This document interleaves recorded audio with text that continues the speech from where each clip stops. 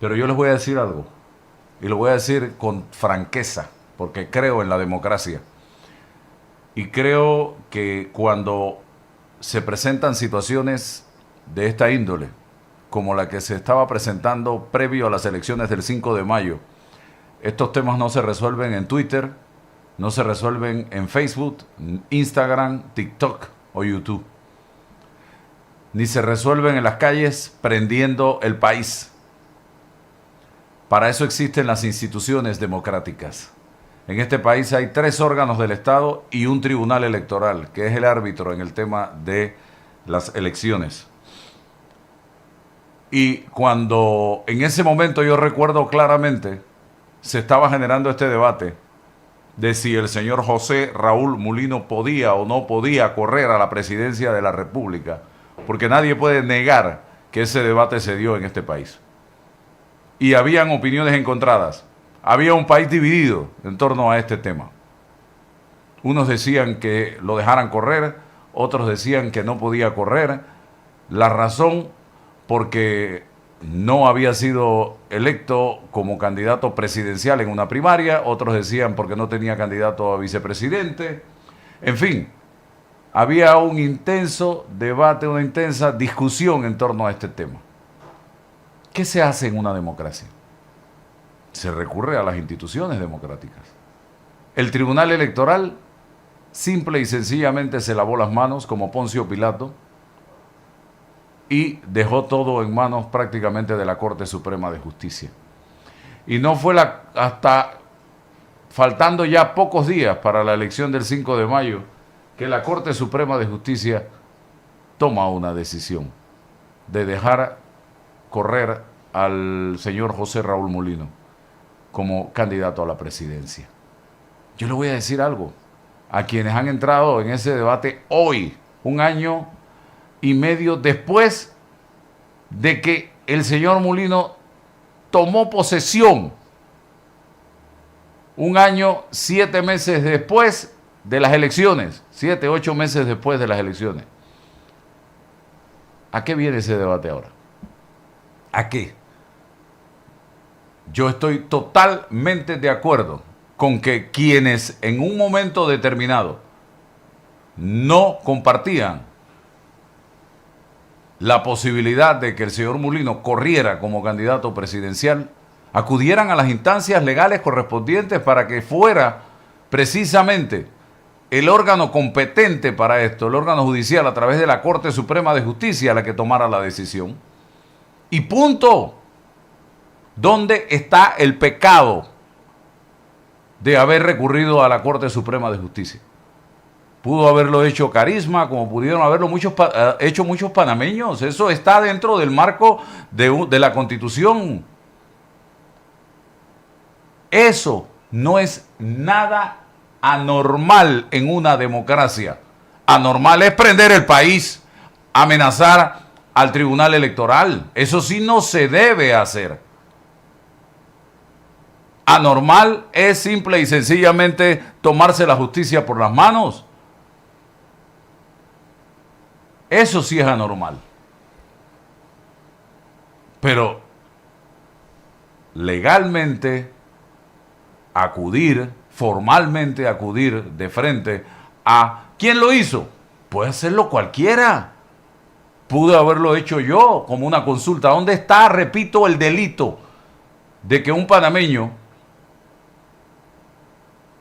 consulte a la Corte Suprema de Justicia si se puede o no, tomando en consideración las leyes electorales, la Constitución y las leyes de la República? Así, punto. El problema que hay en este país, señoras y señores, es que tenemos instituciones blandengues que no toman decisiones cuando tienen que tomarlas. El Tribunal Electoral debió haber asumido una posición y punto, a favor o en contra del señor José Raúl Mulino y de su candidatura. Y se acabó. La Corte Suprema de Justicia no debió haber demorado tanto, debió haber tomado una decisión y hacerla pública, y se acabó, y se acaba la discusión y el debate. Pero aquí el problema que tenemos es que no tenemos una corte independiente y ahora resulta que el Tribunal Electoral es amenazado y se quedó, oye, no sabía ni qué decir. Y a las finales no dijo nada. A las finales no dijo nada. Tiró la papa caliente para otro lado. Así de sencillo. Entonces, ¿eso qué significa? Que las instituciones en este país son un fiasco. No funcionan. No funcionan o funcionan dependiendo de la música que le toquen. Un político en este país, que yo estoy buscando la declaración, porque me lo dijo a mí en su oficina,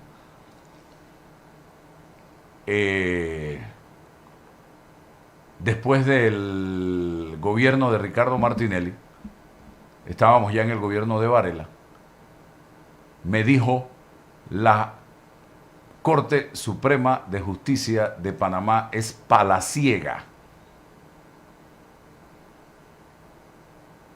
¿Por qué?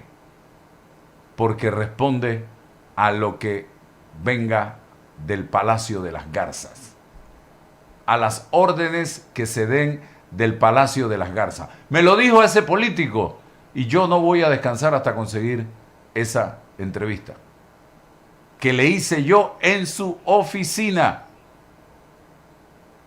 porque no puedo dar el nombre y si no consigo la entrevista después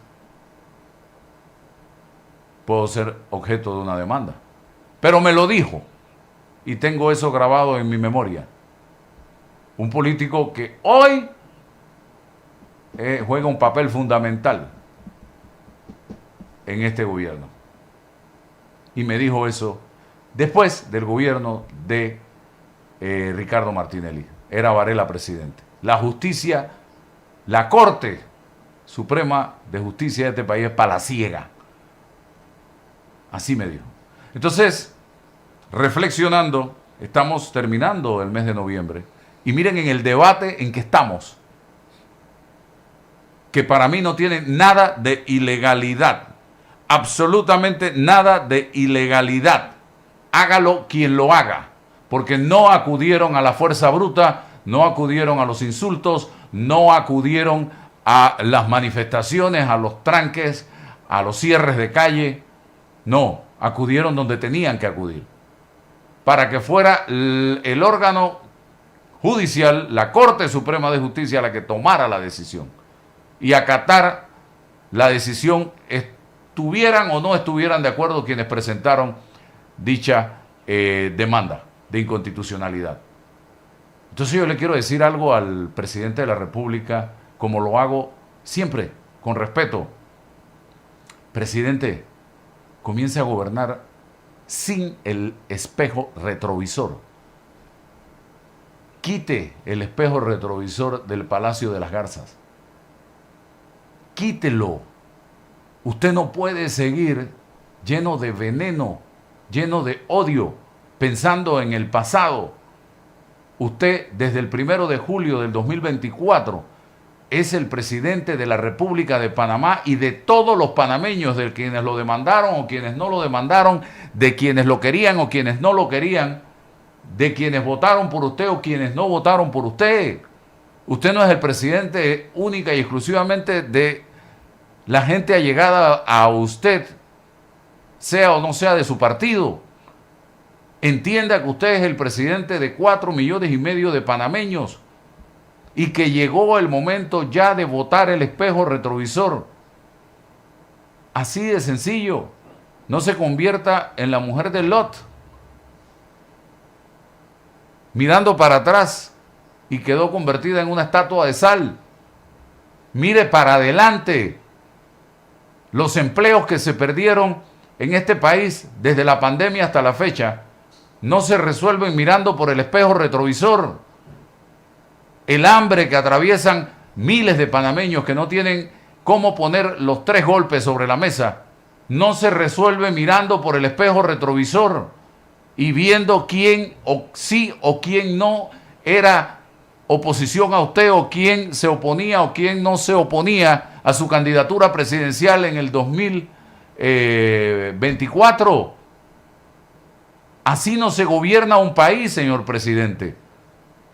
Usted tiene que enfocarse y no quitar la mirada hacia adelante, porque la gente, haya votado por usted o no, lo que hoy está esperando de usted y de su equipo de gobierno es ver que este país comience a echar adelante.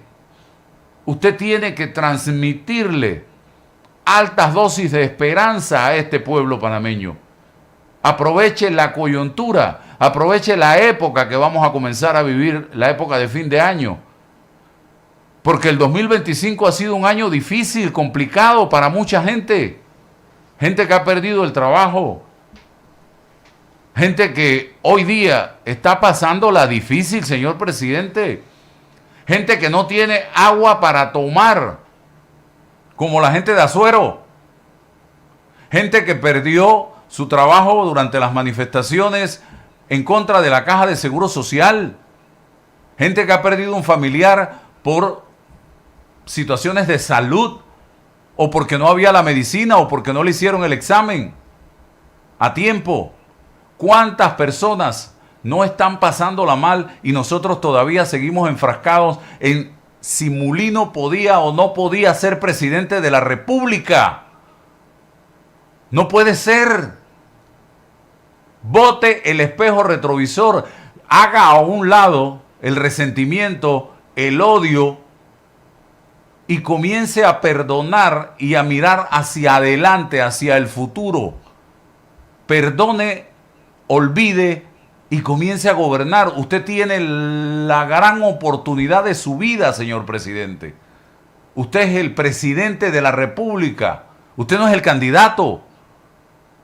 Olvídese del pasado y comience a pensar en el futuro, a transmitirle, repito, esperanza. ¿Qué le recomiendo? ¿Qué le recomiendo, señor presidente? Organice una agenda para que este mes de diciembre, y no espere enero, comience a trabajar en la unidad de los panameños. Y esa unidad pasa por una importante conversación con los partidos políticos, con la sociedad civil, con los gremios organizados, llámese de trabajadores y de empresarios, con el campesino, con el obrero, con todos. Otro consejo, allí está el pacto del Bicentenario. Desecharlo es una maldad. Ese fue un documento elaborado por panameños de distintos estratos sociales, de distintas regiones del país, amando este país, enamorados del país, que se hizo en el gobierno pasado y que el gobierno pasado no hizo absolutamente nada con ese documento. Ahí está.